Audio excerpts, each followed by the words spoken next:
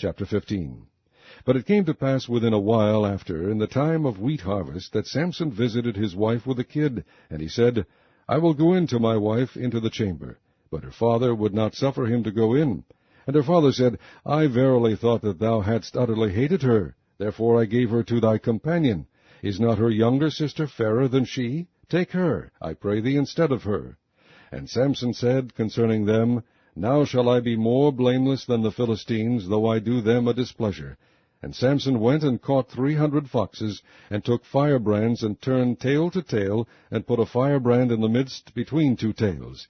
And when he had set the brands on fire, he let them go into the standing corn of the Philistines, and burnt up both the shocks, and also the standing corn, with the vineyards and olives.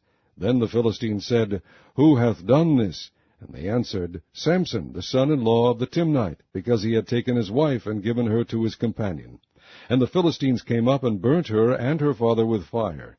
And Samson said unto them, Though ye have done this, yet will I be avenged of you, and after that I will cease. And he smote them hip and thigh with a great slaughter, and he went down and dwelt in the top of the rock Etam.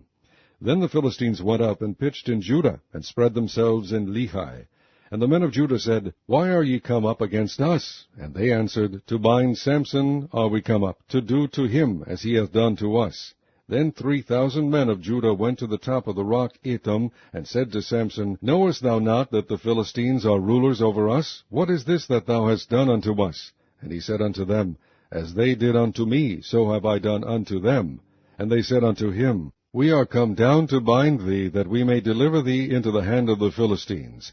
And Samson said unto them, Swear unto me that ye will not fall upon me yourselves.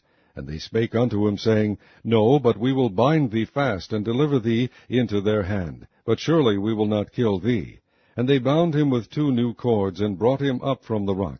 And when he came unto Lehi, the Philistines shouted against him. And the Spirit of the Lord came mightily upon him, and the cords that were upon his arms became as flax that was burnt with fire, and his bands loosed from off his hands. And he found a new jawbone of an ass, and put forth his hand, and took it, and slew 1,000 men therewith.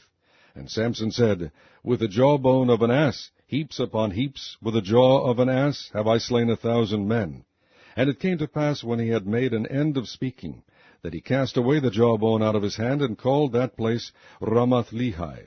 And he was sore athirst, and called on the Lord, and said, Thou hast given this great deliverance into the hand of thy servant, and now shall I die for thirst, and fall into the hand of the uncircumcised? But God clave an hollow place that was in the jaw, and there came water thereout, and when he had drunk, his spirit came again, and he revived.